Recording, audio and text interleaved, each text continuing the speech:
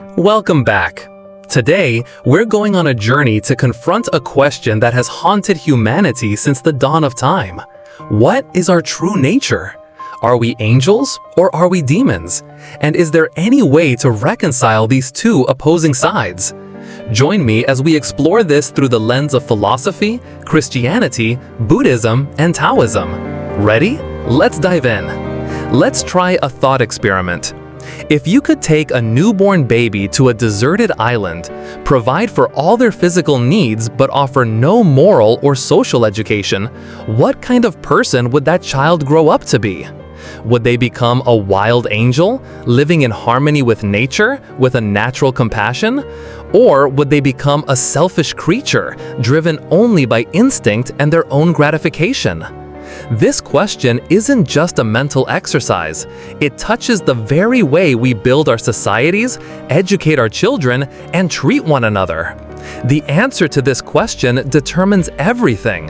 It shapes our education systems, our laws, our politics, and even how we raise our children and interact with each other. The history of human thought has laid out two almost opposite paths. One side believes we are blank slates, rough diamonds that are inherently good but have been tarnished by society and our environment. The other side asserts that there is a crack, an inherent programming error in our nature, a seed of selfishness and fallenness that has been there from the beginning. Today, let's have the courage to look into both of these mirrors to see which image reflects our own humanity more truthfully. First, let's talk about the perspective that humans are born good. This view is incredibly appealing and full of optimism. It argues that we are inherently good. Our deepest nature is one of empathy, cooperation, and a desire for goodness. It is society, with its unjust structures, fierce competition, and artificial material desires that corrupts us. The philosophical roots of this view start with the philosopher Jean-Jacques Rousseau, who is the most famous champion of this school of thought. He argued that in a state of nature, man is a noble savage, living a simple life, guided by a natural pity for his fellow beings. When we see others suffer, we feel their pain. It was the invention of private property and a hierarchical society that sowed the seeds of envy, pride, and hypocrisy. According to Rousseau, it wasn't man who corrupted society, but society that corrupted man. Man is born free, and everywhere he is in chains. This view isn't just a romantic philosophical theory. Psychologists and evolutionary biologists have also found supporting evidence. Famous experiments at Yale University's Baby Lab have shown that even babies as young as 6 months old already prefer good characters over bad ones. This suggests that a rudimentary moral foundation, an ability to distinguish good from evil, may be pre-installed and not entirely learned. Neuroscientists have discovered the mirror neuron system in our brains. When we see someone perform an action or experience an emotion like pain, the neurons in our brain mimic and fire as if we were experiencing it ourselves. This is the biological basis for empathy, showing that connecting with and feeling the pain of others is part of our instinct. Evolutionary theory also shows that cooperation is an extremely effective survival strategy. Groups of people who knew how to share, trust, and help each other were far more likely to survive and thrive than groups of purely selfish individuals. Therefore, traits like altruism and fairness may have been naturally selected to maintain social cohesion. If this view is correct, then the solution to the world's problems lies in reforming society. If we can build better education systems, fairer economic policies, and eliminate oppressive structures, we can liberate the inherent goodness of human nature.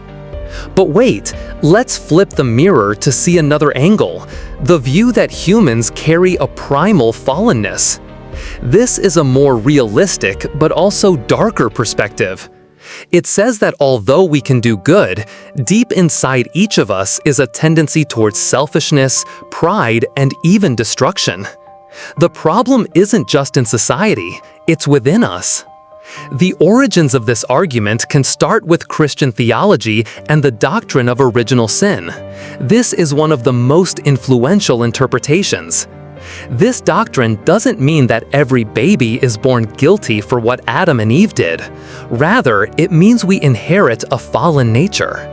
St. Augustine described it as a disordering of our loves, where we love ourselves more than we love God and others. St. Paul profoundly described this inner struggle in his letter to the Romans.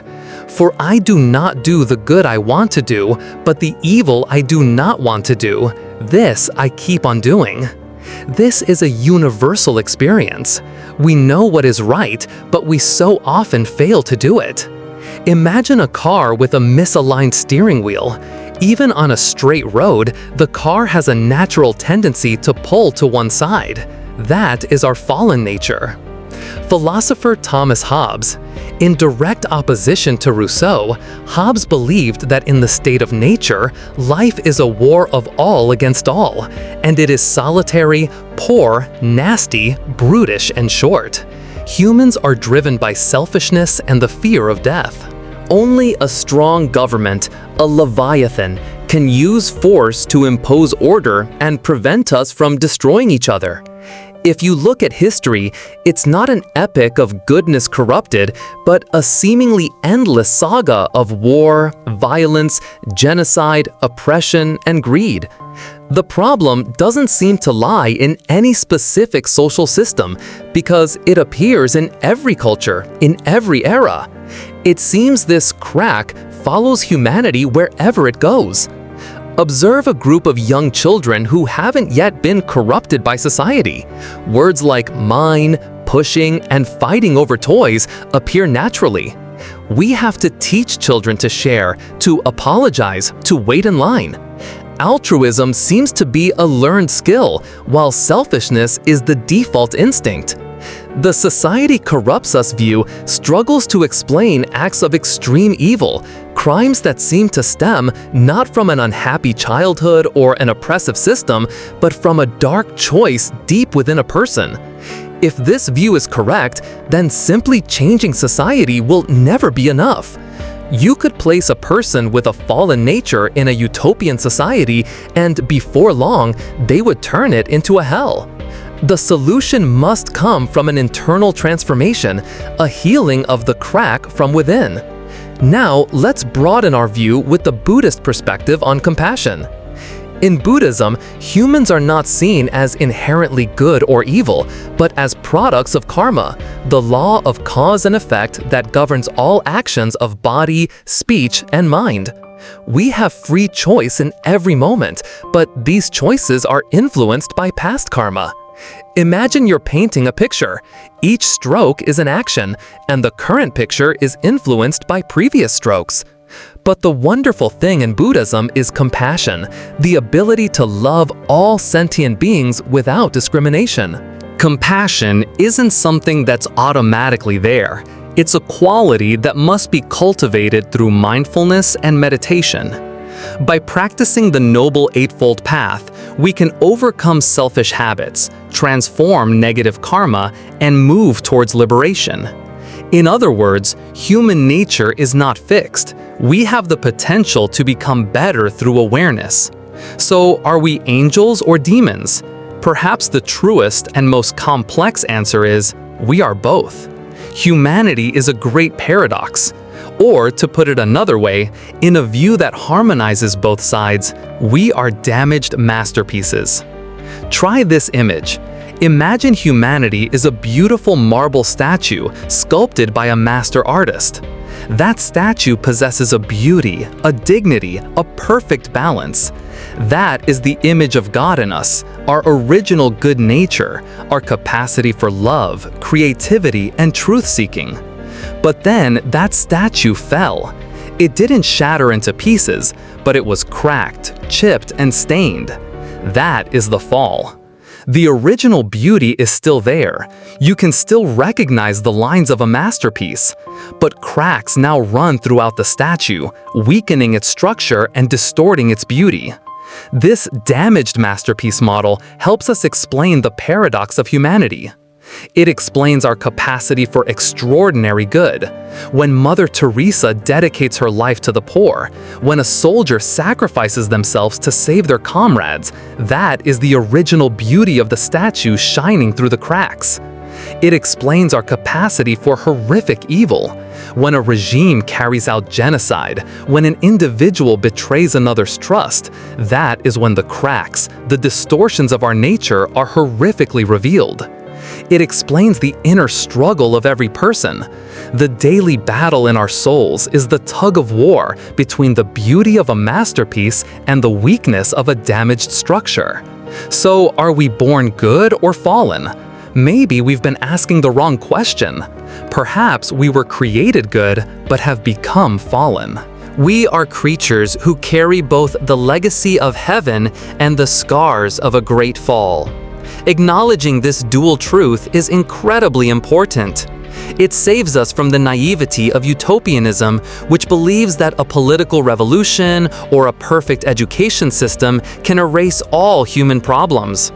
At the same time, it saves us from the bitterness of cynicism, which believes that humanity is beyond repair and only worthy of contempt. Instead, it gives us a hopeful realism. It allows us to look at others and at ourselves with eyes that are both clear-sighted and compassionate. We see the cracks, the weaknesses, the selfish acts, and we aren't shocked. But at the same time, we never forget that behind those cracks is a masterpiece, a creature who carries a divine dignity and an infinite potential to be healed. From a faith perspective, the story doesn't end with a broken statue. The good news is the story of the great artist who, because he so loved his creation, did not throw it away, but came himself to mend the cracks, to cleanse the stains, and to restore the statue to its original beauty, and perhaps even make it more glorious than before. What do you think of this paradox? How do you feel that inner struggle in your own life? Share your thoughts in the comments, because understanding ourselves is the first step to becoming a better version of ourselves. Thank you for listening and for joining me on this path of self-reflection. See you next time.